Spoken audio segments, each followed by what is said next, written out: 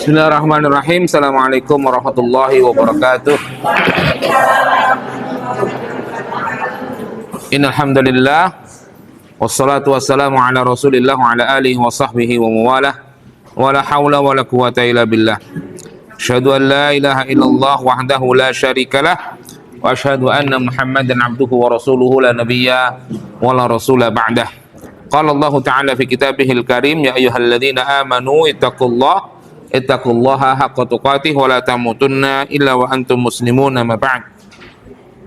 Segala puji bagi Allah atas seluruh nikmat, hidayah serta taufiknya kepada kita semua, sehingga pada kesempatan pagi hari ini kita masih diberikan kekuatan oleh Allah, kesempatan oleh Allah untuk bisa hadir di madrasah lansia yang sama-sama kita cintai ini. Mudah-mudahan pertemuan kita pagi hari ini diberikan ridho dan pahala dari Allah Subhanahu wa taala.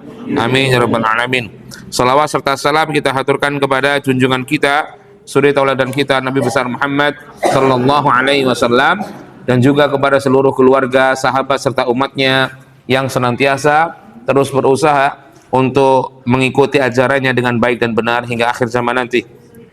Para santri Madrasah Lansia Al-Barakah Purbalingga yang kami cintai karena Allah, sebelum pelajaran kita lanjutkan kembali, seperti biasa kita akan absen terlebih dahulu.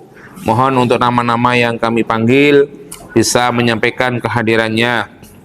Bapak Agus Santoso, Ibu Andi Endang. Tapi sudah dikomunikasikan belum? Memang rencana mau pulang ke sini? Oh ya sudah. Kalau punya rencana pulang ditunggu. Embok ngoyot tuh mereka. Baik, Ibu Astuti masih izin juga. Ibu Dwi Yuliarti, Ibu Erni Meja, Ibu Eti Puji, Ibu Etika, Ibu Handayani, Bapak Harsono, Ibu Hikmastuti, Ibu Mei Nur Hayati, Bapak Muntorik, Ibu Musinem, Ibu Neni Yudianti, Ibu Ningrum, Bapak Pujiarto, Ibu Rasmini, Ibu Retni Astuti, Bapak Rohadi, Ibu Rohani, Ibu Roshidah, Ibu Salbia, Ibu Khotijah, Siti Khotijah, Ibu Siti Nurhayatun, belum, Ibu Siti Nuryati, Ibu Siti Rahayu, Ibu Siti Sarifah, Ibu Siti Surya, Ibu Sri Sugiyarti, Ibu Subakti Lanintias, Bapak Sugeng, Bapak Sugiyartoyo, Ibu Sukarni, Ibu Sumarsi, Bapak Suparman, Ibu Surati, Bapak Wargono, Ibu Wasmiati, Ibu Wigatiningsih, Bapak Ibu Wiji, Ibu Yulianti, Ibu Parsiti. Sudah semua saya panggil ya? Baik. Silakan dibuka bukunya. Hari ini kita bahas terkait zikir mutlak yang terakhir, yang ke-9. Zikir mutlak yang ke-9. Kemarin kita sudah membahas zikir mutlak yang ke-8, yakni la ilaha illallah wahdahu la syarikalah lahul mulku wa lahul hamdu wa huwa ala kulli syai'in qadir. Rodo panjang, tapi kan biasa kita baca nggih. Hafal insyaallah. Dari semua 1 sampai 8 ada yang enggak, atau ada yang belum hafal? Ada yang belum hafal tentang zikir itu? Atau semuanya sudah hafal? Nah, semuanya sudah hafal, tinggal melakukan. Masalahnya itu, ya kan? Apal wis, ya, apal sudah, belajar maknanya sudah. Nah sekarang tinggal apa? Prakteknya.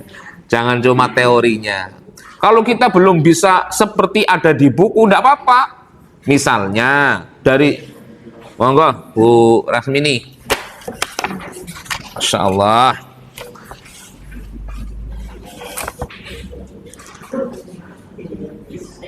Ya, Ibu Rasmini nggih. Jadi mungkin kita belum bisa maksimal secara dzikir mutlak yang 100, yang 10, yang minimal kita berusaha konsisten deh. Orang ketang mung siji loro ndak apa-apa. Ya. Soalnya apa? Di antara yang membuat ilmu kita hilang, ilmu kita lupa, ilmu kita entah kemana gitu ya. Apa di antara masalahnya? Ya karena nggak dipraktekkan.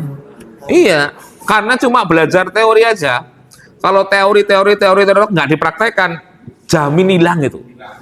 Saya tanya sekarang, ada bangun tidur. Kita udah belajar kan? Apa? Pertama ada bangun tidur, apa yang dilakukan pertama?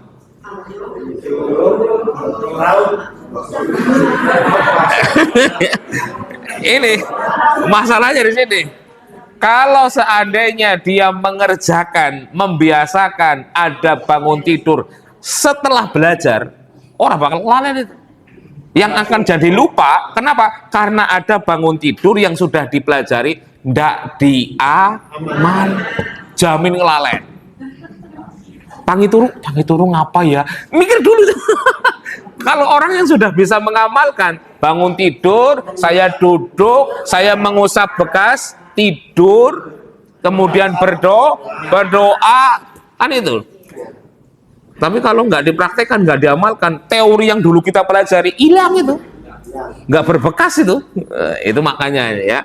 Makanya diantara salah satu mengikat ilmu supaya tidak hilang adalah mempraktekkan. Gitu nggih. Sekarang yang ke-9, zikir mutlak yang ke-9. Napa niku? Istighfar. Ya, jadi bapak-bapak dan ibu-ibu sekalian, para santri Madrasah Lansia Al-Barakah, bahwa istighfar ini adalah salah satu zikir yang sangat diperintahkan oleh Allah. Ya, sangat diperintahkan oleh Allah. Istighfar itu kebaikannya untuk kita, bukan untuk Allah, enggak, untuk kita. Dan Allah mengingatkan, Allah memerintahkan kita perbanyak istighfar. Bahkan manusia termulia di dunia ini siapa? Rasulullah SAW. Beliau saja punya kebiasaan baca orang yang sudah dijamin surga, sudah maksum. Terus apa lagi? Salam, monggo. Ibu Siti Nurhayatun, ya, tidak apa-apa. Kreyun apa-apa, yang penting mangkat. Ya. Saya malah mengapresiasi kalau yang dalam arti telat karena memang ada urusan, saya nggak masalah, nggak ada masalah sama sekali. Ya, saya kembali ke buku bahwa istighfar ini adalah salah satu zikir mutlak yang sangat Allah perintahkan. Kenapa?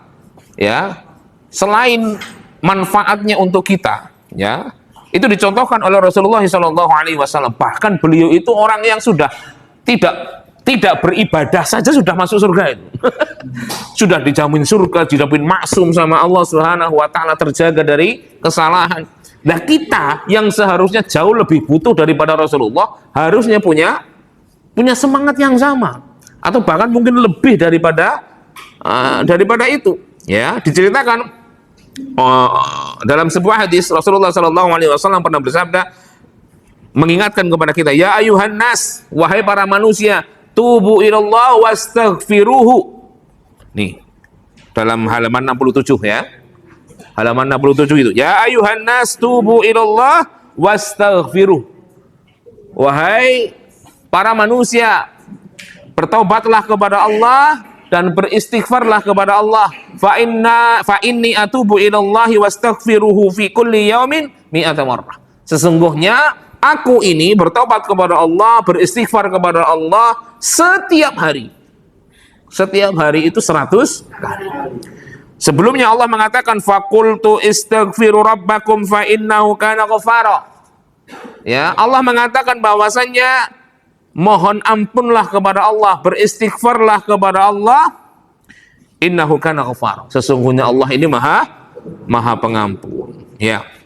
Bahkan diceritakan Rasulullah itu pernah dalam satu majelis beliau itu beristighfar 100 kali. Kalau kita nggak mampu, jangan ngecek ini. Ya, ada sebagian orang bikin, wah, angel temen ping 100 kok dalam satu majelis. Kalau kita nggak mampu, jangan ecek yang dilakukan Rasulullah. Jangan katakan angel temen, jangan dikatakan menyusahkan, jangan. Ini bagian dari cara Rasulullah mengajarkan kepada kita. Kalau kita kepengen dapat pahala lebih banyak, ini loh Rasulullah nyontoin, gitu maksudnya. Ya, kadang kan kita gini. Ketika ditanya, aku lah pengen jadi orang yang jauh lebih baik lagi. Saya kepengen hijrah. Orang yang pengen hijrah, orang yang kepengen jauh lebih baik lagi ke depannya, pasti yang diburu pahala banyak atau pahala sedikit? Pasti pahala banyak. Orang katanya pengen hijrah tapi ngoleh sing setitik, aneh niku. Hijrahnya bukan hijrah, hijrah-hijrahan itu. Hijrah mengikuti FOMO, itu mengikuti tren. Trennya hijrah, ikut hijrah. Padahal hijrah sesungguhnya itu orang yang ketika ingin jauh lebih baik ke depannya, pasti yang diincar mana yang pahalanya paling besar, mana yang fadilahnya lebih banyak. Itu kalau disandingkan mana yang pahalanya besar dan ini pahalanya lebih sedikit, sing dipilih di paling besar. Gak mungkin lah setitik ya ora apa-apa. Nggak begitu kalau orang hijrah. Ya. Tapi kalau kita seandainya belum mampu menuju kondisi atau level terbaik, jangan kemudian level terbaik ini disepelekan atau dicemooh, dihina atau direndahkan, jangan. Ya, kita tetap berusaha menuju level tertinggi, tapi dengan menyesuaikan kemampuan. Rasulullah pernah disebutkan dalam sebuah hadis ya, bahwa beliau pernah dalam satu majelis ini beristighfar sampai 100 kali. Nah, halaman 68 itu. Dalam 68 sebelahnya dari Umar ya, dari Abdullah bin Umar, beliau mengatakan inna kunna la na'uddu li Rasulillah sallallahu alaihi wasallam fil majlisi, bahwasanya kami pernah ya bersama Rasulullah sallallahu alaihi wasallam dalam sebuah majlis ya, disebutkan dalam majlis tersebut fil majlisil wahid, dalam satu majlis beliau beristighfar kepada Allah mi'ata marrah, 100 kali. Dengan apa atau dengan kalimat istighfar seperti apa yang diucapkan oleh Rasulullah? Rasulullah mengucapkan istighfar rabbighfirli wa tub alayya innaka anta tawwabur rahim. Kalimat istighfar inilah yang sering diucapkan Rasulullah ketika bermajlis. Bermajlis itu bukan selalu pengajian, Bu. Bukan selalu pengajian, Pak. Ronda itu termasuk bermajlis. Maaf, ketika kumpul di pos kabling gitu ya, karo dopokan gitu ya, itu termasuk bermajlis. Karena majlis itu nggak selalu bentuknya majlis zikir, majlis pengajian, bukan seperti itu saja. Ibu-ibu misalnya RT arisan dawis, itu juga majlis. Atau kumpul-kumpul makan-makan di rumah, itu juga majlis.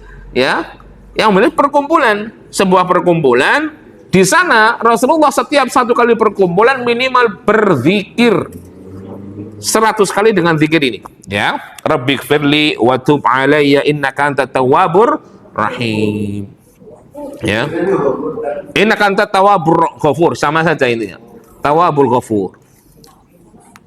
Dalam ini kan hanya sedikit perbedaan teks. Menurut riwayat Ibnu Majah Ar-Rahim, ini menurut riwayat yang lain Imam At-Tirmidzi ini Al-Ghafur. Sedikit perbedaan dalam teks saja. Tapi itu perbedaan diantaranya karena beda yang meriwayatkan. Kemudian perintah istighfar itu bukan hanya saat di masjid tok. Ya kan kebanyakan kita jauh-jauh ya. Merasa bahwa zikir itu kayaknya nang masjid tok pasti. Nek orang nang masjid ora pas. Lah masa nang kolam renang kon zikir. Kira-kira ada nggak yang berpikiran kolam renang itu nggak pas untuk zikir? Ya kan gitu. Masa plesir kon zikir, masa kon lagi seneng-seneng kon zikir gitu ya. Dianggap bahwa zikir itu cuma di tempat tertentu saja. Padahal ya, di antara nasihat yang disampaikan oleh salah seorang ulama, Al-Hasan Al-Basri, ya, beliau pernah mengatakan begini, aksiru minal istighfari fi buyutikum, perbanyaklah kalian mengucapkan istighfar. Salah satunya fi buyutikum, di rumah-rumah kalian. Ya, terutama ibu-ibu yang mayoritas ya kegiatannya itu di rumah. Perbanyak istighfar di rumah. Pas ngapain aja Ustadz? Pas ngapain aja itu istighfarnya ibu-ibu? Ya apa saja. Karo ngumbai piring kena, masak kena, nyetrika kena, apa saja. Aksiru minal istighfar fi buyutikum. Dan ini berlaku bukan hanya untuk ibu-ibu saja, bapak-bapak juga. Rumahnya dijadikan tempat untuk memperbanyak istighfar, bukan memperbanyak apa? Dangdutan. Tangi turu sing disetel dangdut, sore bar asar disetel, bar maghrib dangdut. Astagfirullah. Zikirnya kapan? Ya, rumah itu dijadikan tempat untuk zikir. Ya, perbanyak zikir. Wa ala ma'idatikum, termasuk di meja-meja makan kalian, zikir. Ya, berzikir termasuk ya, ada waktunya. Makan kapan, zikir kapan, ora pas plok. Astagfirullah, ya enggak gitu. Iya, ada waktunya kapan zikir, kapan makan. Au fi turuqikum, atau di dalam ketika kamu di jalan, baik naik kendaraan, sambil jalan kaki atau sambil apapun lah ketika dalam perjalanan, ya. Wa fi aswaqikum, atau di pasar-pasar kalian, ketika ibu bapak becer, ya, di grumung atau pasar kecil atau pasar besar atau supermarket atau minimarket atau mall, kan sama-sama pasar itu, ya kan?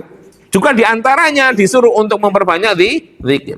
Wa fi majalisikum ainama kuntum, termasuk dimanapun panjenengan bermajlis, entah majlis zikir, majlis pengajian, majlis ronda, majlis arisan, terserah. Ya, fa innakum matadruna mata tanzilul maghfirah. Karena kita nggak tahu kapan Allah menurunkan ampunan. Makanya kita disuruh banyak istighfar, karena kita nggak tahu kapan Allah menurunkan Kan tujuan dari istighfar itu meminta ampunan, apa luapan emosi istighfar itu? Istighfar kita itu meminta ampunan Allah atau untuk meluapkan emosi? Mulai kadang-kadang ada ungkapan istighfar kita perlu diistighfari lagi. Paham nggak itu maksudnya? Istighfar kita kata nggak sesuai dengan tujuannya. Tujuan istighfar itu minta ampun, tapi kadang gombreng kolang, kucing, meluapkan emosi, astagfirullah, gitu ya. Atau astagfirullah karo jambak, misalnya begitu. Atau astagfirullah karo ngomai, astagfirullahaladzim, bocah gitu. Yeah. Nah, makanya istighfar kita itu kadang tujuannya apa sih? Padahal tujuan istighfar itu untuk minta ampun. Ya, sekarang saya tanya, apa sih bedanya istighfar dengan taubat? Ada yang tahu nggak? Kalau istighfar itu meminta ampunan, kalau bertobat adalah cak-cakannya. Cak-cakan? Apa cak-cakannya gue? Bahasanya sing mandan di istighfar, taubat. Ayo. Kalau ini nggak meninggalkan. Ya, minta ampun. Kalau ini nggak meninggalkan ini. Nggak kepriwe. Meminta ampunan. Perbuatan memohon ampunan Dari kepada dari atas segala kesalahan dan dosa. Nah, ini namanya ampunan, istighfar. Istighfar itu perbuatan mohon ampun kepada Allah atas segala kesalahan dan dosa. Kalau taubat apa? Ini kan ampun istighfar itu. Ayo, taubat itu apa? Kalau taubat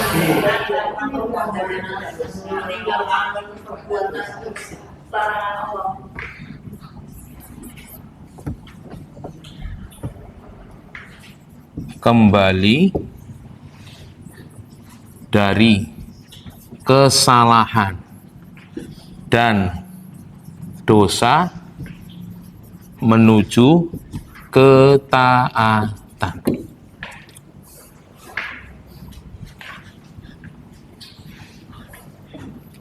Taubat itu perbuatan ya, apa ya, implementasinya ya dari istighfar. Taubat ini adalah kembalinya kita dari kesalahan, dari dosa menuju ketaatan. Kembalinya kita dari kesalahan dan dosa menuju ketaatan, itu taubat. Ya. Istighfar itu perbuatan meminta maaf, mohon maaf kepada Allah atas segala kesalahan dan dosa. Taubat kembalinya kita dari kesalahan yang sudah kita kerjakan, dosa yang kita lakukan menuju ketaatan kepada Allah, itu taubat.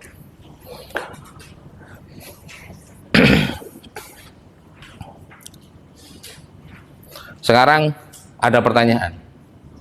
Istighfar dan taubat itu sama atau beda?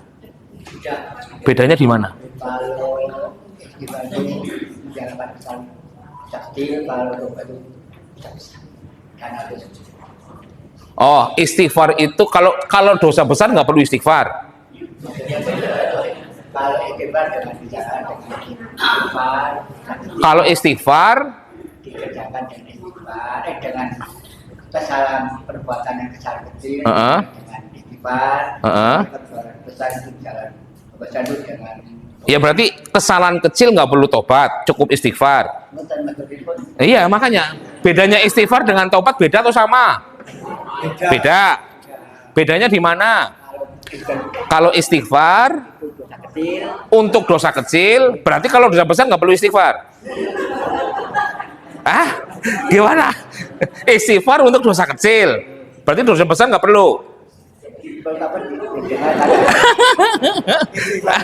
Ayah, permohonan atau ampunan pada Allah. Kalau taubat tadi implementasi dari permohonan itu. Ya, ini maknanya. Sekarang perbedaan di antara dua ini sama atau beda dulu? Bedanya di mana?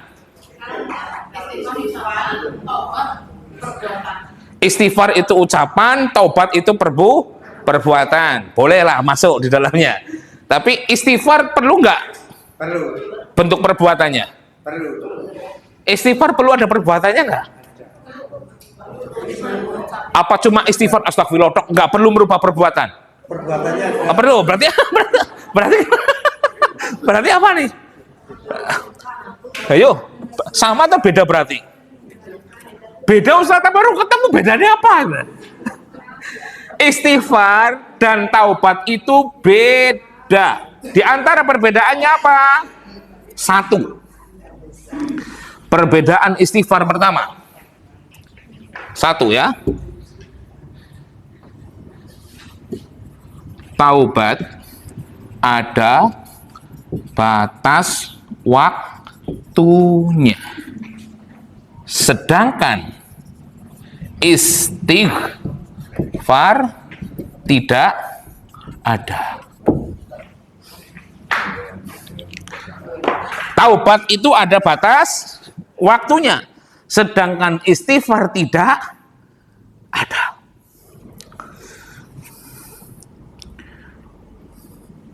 Saya kasih contoh ya.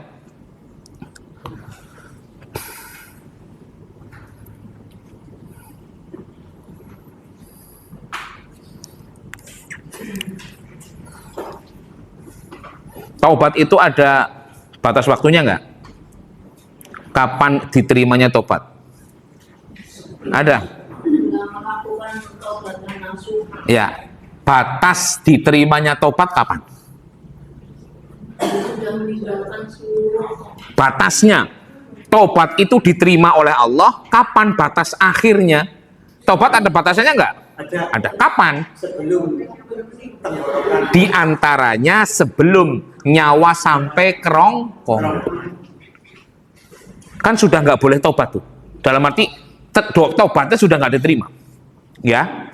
Tapi istighfar, walaupun kita sudah meninggal dunia, istighfar masih bisa kita dapatkan. Disebutkan dalam sebuah hadis, innallaha yaqbalu taubatal 'abdi ma lam yughargir. Allah itu tidak akan menerima taubat seseorang ketika nyawa orang tersebut sudah sampai kerongkongan, yughargir. Ya.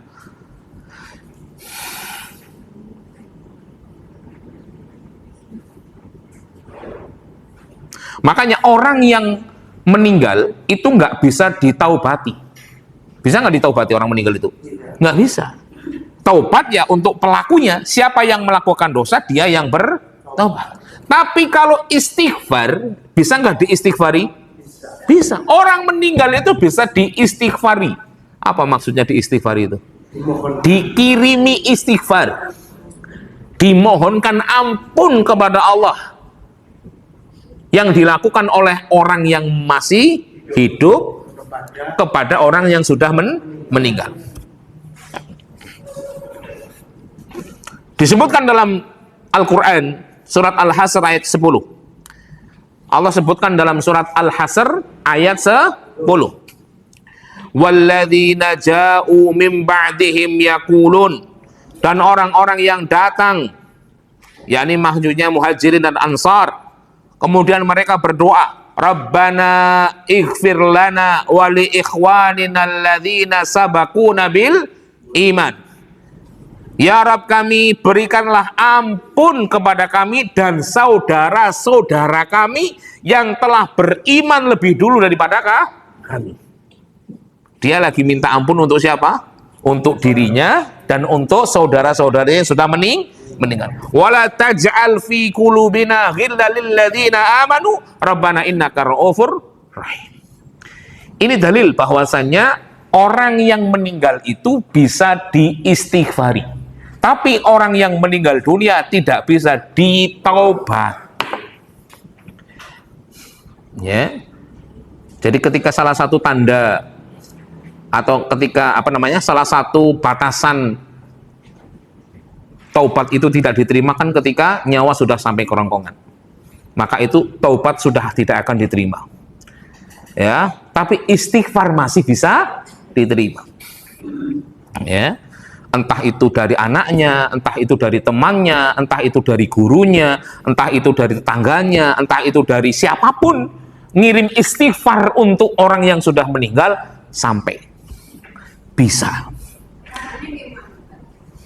Gimana? Contoh, Rabbighfirli wali walidayya warhamhuma. Itu untuk siapa?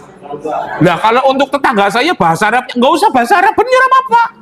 Bok orang ngerti malah bingung. Ya Allah, ampunilah tetanggaku yang A namanya. Selesai. Itu sama saja istighfar. Istighfar artinya apa sih? Mohon ampun. Kalau kita nggak apal bahasa Arabnya, nggak bisa bahasa Arabnya, pakai bahasa Indonesia atau bahasa Jawa ya kena. Ya Allah. Bahasa Jawa ini apa? Nikulah mau Pak Marwan lebih paham. Pakai bahasa Jawa boleh, sang sekerta itu, ya boleh itu. Ya. Kecuali kalau batas akhir taubat dan istighfar sudah tidak akan diterima, yaitu ketika matahari terbit dari barat. Matahari terbit dari barat, istighfar kita, taubat kita sudah selesai. Sudah nggak akan diterima lagi setelah matahari terbit dari barat. Kapan terbit dari barat? Oh, mosok? Hah? Ya disebutkan nih, la tanqati'ul hijratu ma tuqabbilatit taubah. Hijrah tidak akan terputus selama taubat masih diterima. Wala tazalu taubatu maqbulatun hatta tadlu asy-syamsu minal maghrib. Taubat itu tetap akan diterima oleh Allah selama matahari belum terbit dari barat. Fa idza tala'at, kalau matahari sudah terbit dari barat, tubi'ala kulli qalbi biha bima fihi wa qufiyan nasul amal. Maka yang terjadi adalah kalau sudah terbit dari barat, terkuncilah setiap hati dengan apa yang ada di dalamnya dan dicukupkan bagi mereka manusia amalan-amalan yang telah dilakukannya. Jadi ketika matahari terbit dari barat sudah tidak bisa taubat, amal soleh sudah selesai. Kalau setelah matahari terbit dari barat terjadinya apa? Terjadi apa? Belum kiamat. Matahari terbit dari barat itu tanda kiamat, iya. Kalau matahari terbit dari barat terus kiamat, boten. Ya, tanda kiamat, iya, tanda besar ya. Termasuk tanda-tanda besar terjadinya kiamat adalah matahari terbit dari barat. Ya. Tapi tidak setelah matahari terbit dari barat terus jeduk gunungnya oyak bumin, enggak. Disebutkan dalam sebuah hadis Rasulullah bersabda nih, yabqan nasu ba'da tulu'i syamsi min maghribiha. Setelah matahari terbit dari barat, manusia itu tetap akan hidup ishrina wa mi'ata sanah, selama 120 tahun. Tetap masih ada kehidupan setelah matahari terbit dari, cuma setelah matahari terbit dari barat itu taubat sudah nggak diterima, amal soleh juga sudah nggak di. Makanya ketika sebelum matahari terbit dari barat, puas-puasin taubat, puas-puasin beramal soleh. Kalau sudah terbit dari barat, cut. Yang akan dihisab adalah perbuatan kita sebelumnya. Adapun perbuatan kita setelahnya tidak akan dicatat. Kan kita kan tahunya kan kalau setelah matahari terbit dari barat kan makbul gitu ya. Iya kan? Langsung terjadi kiamat besar. Padahal enggak. Rasulullah yang mengatakan ini, bahwasanya manusia itu akan tetap hidup setelah matahari terbit dari barat.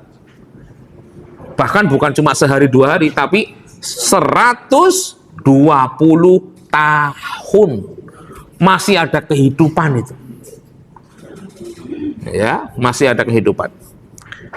Tapi yang ada apa? Penyesalan.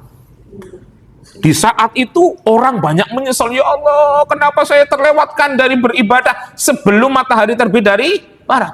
Betapa banyak orang-orang non-muslim menyesal. Betapa banyak orang-orang muslim menyesal. Kenapa menyesal? Karena sudah selesai, dikunci pintu taubatnya, ditutup pintu amal solehnya. Nyesel apa enggak? Nyesel. Jadi di saat 120 tahun itu sudah enggak ada tuh istilahnya senang, gembira, ria, foya-foya, enggak ada tuh sudah. Karena rasanya penyesalan yang luar biasa. Aduh, nyong sangune sepirat ye. Yang akan saya bawa mati seberapa? Karena apa? Karena sudah enggak ada amal soleh. Wallahu alam bagaimana bentuknya 120 tahun saya nggak tahu. Ya, apa diceritakan seperti normalnya kita saya nggak tahu juga. Tapi yang jelas bahwa disebutkan oleh para ulama di antaranya Al-Imam Ibnu Hajar Al-Asqalani dalam kitabnya Fathul Bari bahwa ketika matahari terbit dari barat, itu sudah terkunci semuanya. Pintu taubat terkunci, pintu amal sudah terkunci. Ya, kemudian apa? Hal itu sampai terjadinya kiamat besar. Terjadi sampai hari kiamat besar, semuanya sudah tidak bisa dikondisikan lagi. Ya, makanya kita jangan sampai terlewati itu. Itu perbedaan istighfar dengan taubat. Yang pertama. Yang kedua,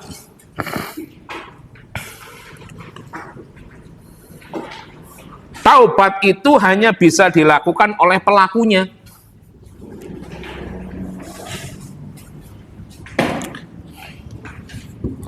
Taubat hanya bisa dilakukan oleh pelakunya. Sedangkan istighfar bisa oleh pelaku, dan orang lain.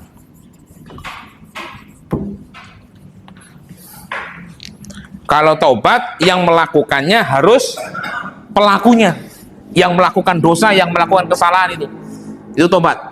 Tapi kalau istighfar, yang beristighfar itu bisa orang yang melakukan dosa, bisa juga orang lain yang tidak melakukan dosa.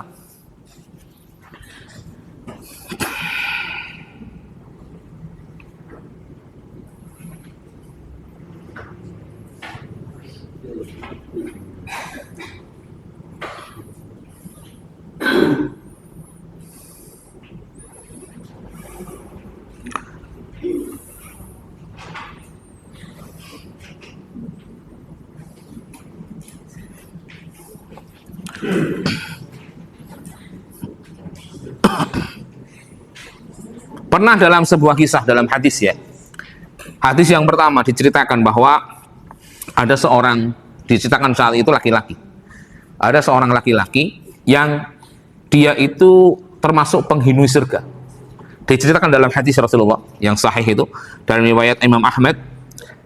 Diceritakan laki-laki itu adalah orang yang masuk surga, penghuni surga, ahli surga. Tapi ahli surga levelnya level bawah, levelnya rendah.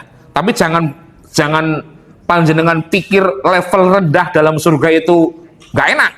Level atau serendah-rendahnya level surga, tetap nikmatnya tidak ada bandingannya. Apalagi yang tingkatnya atas. Orang itu disebutkan sebagai penghuni atau ahli surga yang levelnya bawah. Tiba-tiba Allah masukkan dia atau keluarkan dia dari surga level bawah, masukkan ke level yang tertinggi, level yang lebih tinggi. Orang itu tanya, ya Rabbi, anna lihada, wahai Rabbku, apa ini surga untuk saya? Gumun loh. Kenapa? Karena dia di dunia itu beribadah biasa-biasa saja. Biasa saja itu bukan biasa orang sholat, biasa orang sedekah, bukan. Maksudnya biasa-biasa saja itu dia melakukan kewajiban-kewajibannya tok. Sunah-sunai belas. Cuma dia melakukan kewajiban, meninggalkan yang dilarang, selesai. Dia masih melakukan dosa, iya. Tapi dia tidak meninggalkan kewajibannya. Dia nggak nambahi sunahnya, nggak nambahi yang tambahan-tambahannya, enggak. Wajib-wajibnya tok. Dia dapat surga, tapi level bawah. Tapi ternyata Allah angkat derajatnya ke level yang lebih tinggi. Terus kok saya bisa masuk surga yang levelnya tinggi ini gimana? Tanya kepada Allah. Allah kemudian menjawab, bistighfari walatilak. Itu semua karena ketika di dunia anakmu rajin istighfar untukmu. Anakmu rajin beristighfar untukmu. Istighfar anakmu itu yang menyebabkan engkau diangkat derajatnya oleh Allah dari surga level bawah menuju surga level atas. Makanya tujuan terbesar orang tua punya keturunan itu keturunan yang soleh. Aja sing sukses dunia nih. Ya Allah, dan saya itu kadang-kadang merasa, Pak, Bu, saya itu sering dapat tamu yang mereka itu curhat bahwa sekarang anak saya jauh, padahal yang saya kepengen dari dulu anak saya setelah lulus kuliah, kerja, menghidupi orang tuanya, selalu dunia terus yang diprioritaskan. Anak saya nggak bisa dibanggakan karena tidak ada yang sukses dunianya. Kan orang tua kebanyakan kesuksesan anak ditimbang dari dunia, nggak ditimbang dari akhiratnya. Padahal kesuksesan orang tua adalah menjadikan anak sesoleh mungkin. Itulah kesuksesan orang tua. Yang mana kesuksesan orang tua dengan solehnya anak, nanti ketika kita sudah meninggal, kita akan merasakan betapa nikmatnya punya anak sukses dari urusan akhiratnya. Itu nikmatnya luar biasa. Diceritakan dalam hadis yang lain, ada seseorang yang dia di alam barzakh disiksa karena termasuk orang yang melakukan perbuatan banyak dosa. Disiksa tuh sama malaikat, disiksa dengan sangat sadis, itu disiksa di alam barzakh. Tiba-tiba siksaan itu berhenti. Bum! Malaikat diem nggak mau nyiksa. Kemudian laki-laki ini tanya kepada malaikat, lima takifu min darbik. Wahai para malaikat, kenapa engkau menyudahi berhenti dari menyiksaku. Kenapa? Malaikat kemudian mengatakan, kaifa adribuk wa waladak istaghfirolak. Bagaimana aku akan menyiksamu sedangkan di sana anakmu sedang beristighfar untukmu. Makanya kita tuh jangan bangga ketika anak selalu sukses urusan dunia, lupa dengan urusan akhiratnya. Malah seharusnya kita bangga ketika punya anak yang selalu fokus urusan akhirat, tidak mendahulukan atau memprioritaskan dunianya. Sekarang faktanya orang tua, kalau lihat punya anak dua, satu sukses dari negeri urusan akhirat, satu sukses urusan dunia, mana yang dipuji? Mana yang dibanggakan di depan teman-temannya? Dan siapa yang akan menyelamatkan kita di akhirat? Yang dunia atau yang akhirat? Kalau panjenengan nyari mantu, yang soleh atau yang kaya? Kon milih siji loro. Nah,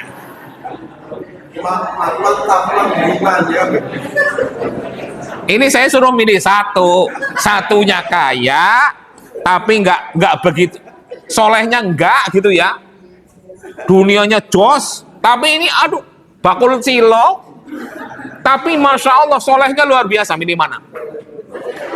Ayo, ayo. Kalau di kelas milih bakul cilok, balik rumah kerjamu apa? Oh. ini saya pernah, ini saya cerita ya, saya cerita dulu ketika saya mau melamar istri saya yang sana.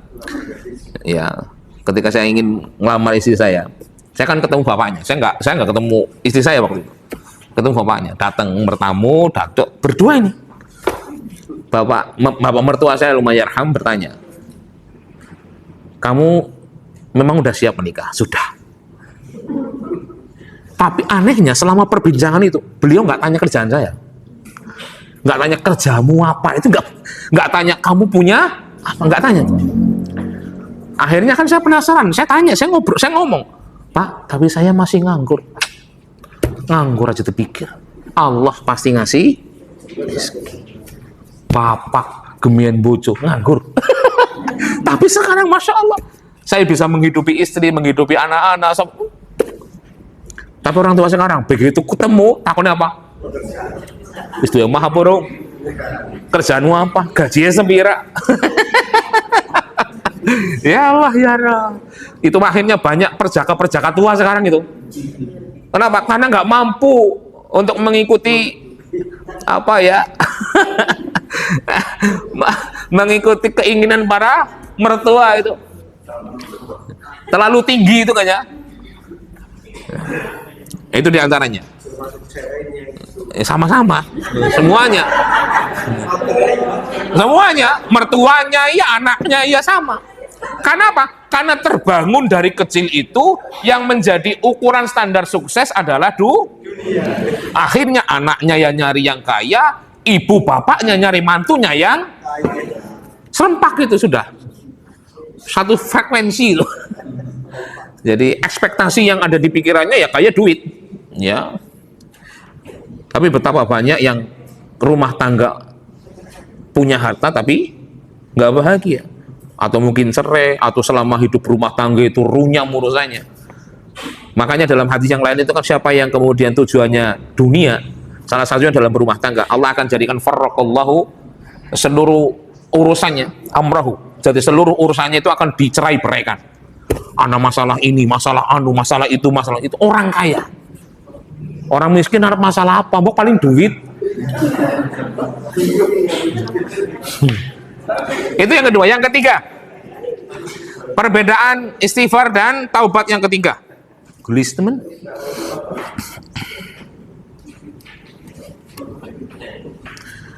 Taubat. Nih. Taubat disyaratkan berhenti dari dosa. Istighfar tidak.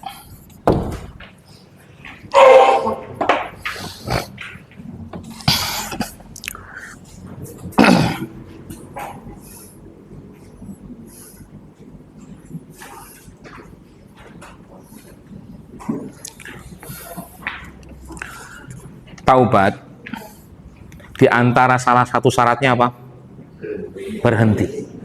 Makanya orang yang tidak berhenti dari kesalahannya itu, taubatnya itu tidak memenuhi syarat. Nih, syaratnya ada berapa taubat? Ada berapa? Berapa?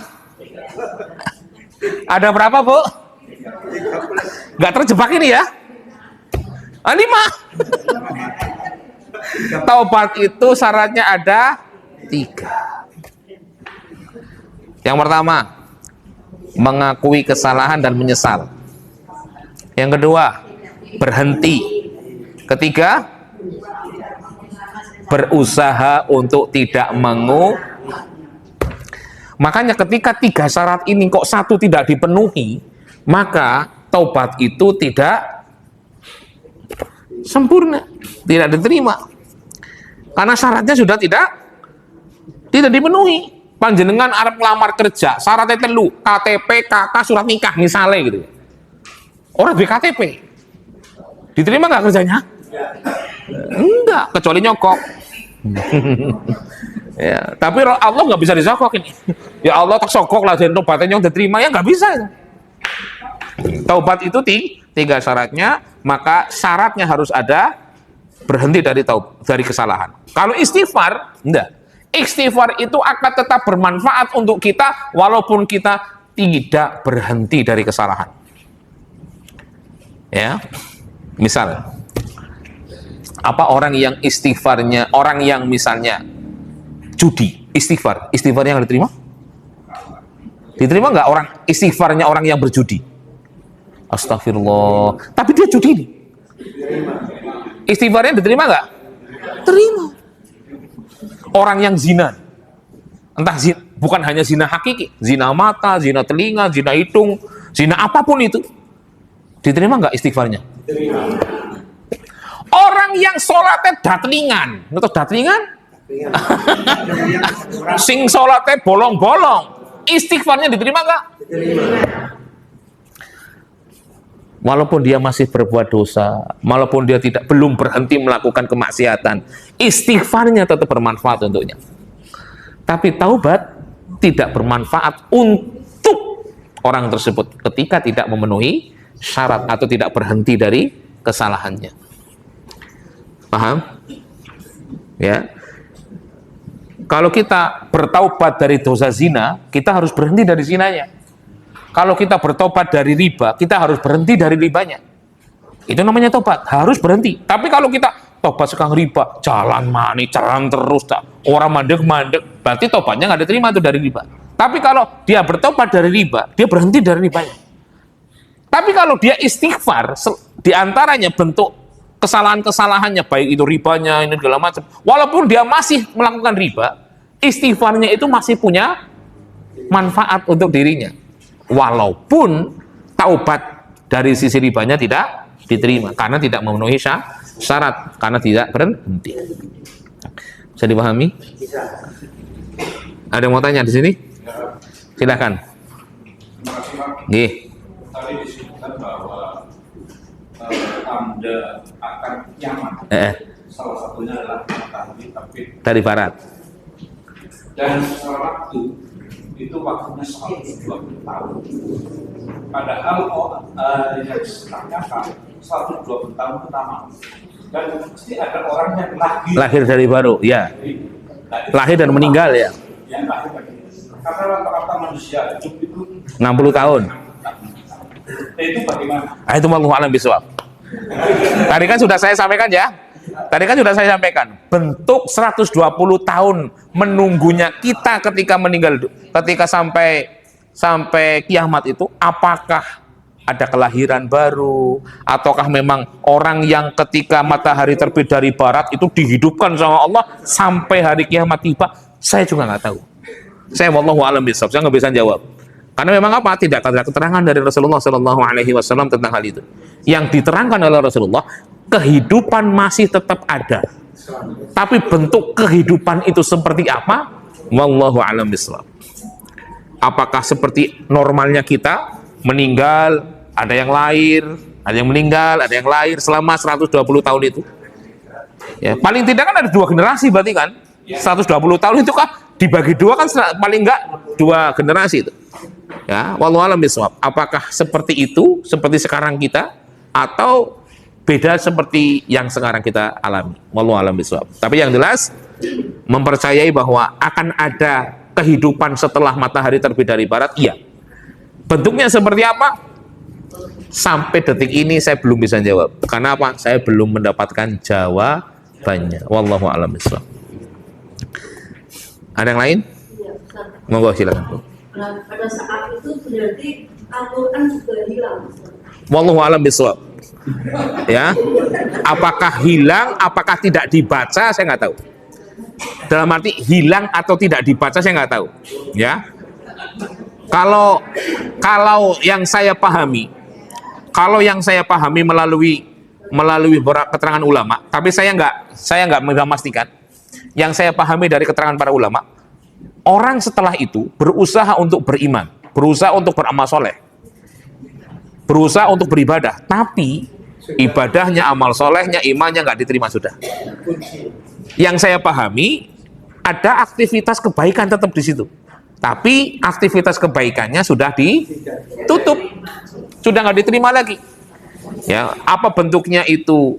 Al-Quran masih ada kemudian dibaca, atau yang lainnya, wallahu a'lam bishawab. Tapi yang jelas dari keterangan para ulama, ada usaha untuk memperbaiki diri setelah matahari terbit dari barat itu.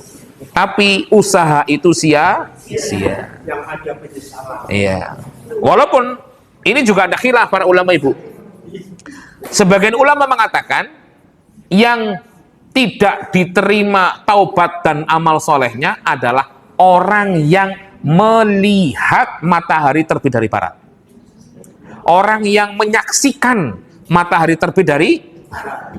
Kemudian orang yang tidak menyaksikan, yang kemungkinan lahir setelah itu, ya kan menyaksikannya misalnya hari Senin gitu ya, terbit dari barat hari Senin. Kemudian ada anak yang lahir hari Sabtu misalnya, kan tidak menyaksikan nih. Maka anak ini bukan termasuk orang yang tidak diterima taubat dan amal solehnya. Ini sebagian ulama mengatakan begitu, ya. Walaupun ini dibantah oleh ulama yang lain yang berpendapat bahwa matahari terbit dari barat itu finishnya, itu waktu akhirnya, itu saat pintu dikunci. Alias apa? Setelah itu pintu tidak dibuka lagi, pintu taubatnya, pintu kebaikannya sudah ditutup. Sekali lagi, ini tidak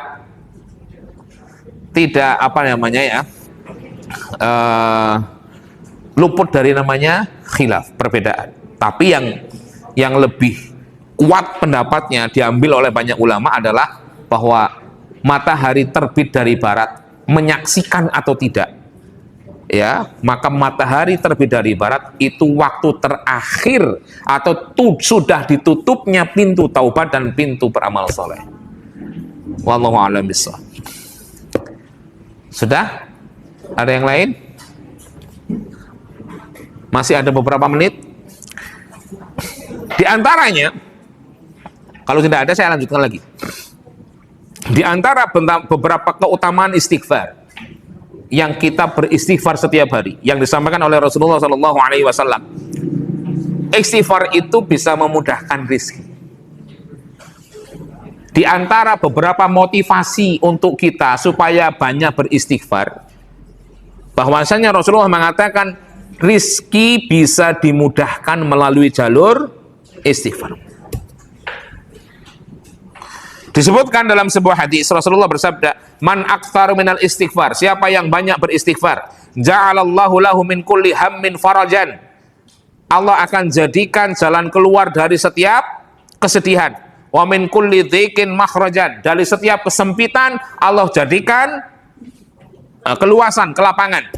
wa razaqahu min haitsu la yahtasib, dan Allah akan memberikan rezeki kepadanya dari arah yang tidak disangka. Ketika memperbanyak istighfar, banyak akan diberikan kelapangan dari segala kesempitan, akan diberikan jalan keluar dari segala permasalahan, akan diberikan rezeki dari arah yang tidak disangka-sangka. Ini motivasi dari Rasulullah untuk kita banyak beristighfar. Ya. Jadi termasuk itu tadi, mengangkat derajat kita di akhirat, istighfar. Termasuk bermanfaat dari siksaan yang kita alami nanti di alam barzakh. Maka perbanyak istighfar, Bu. Perbanyak istighfar. Karena istighfar itu manfaatnya untuk kita, bukan untuk siapa-siapa.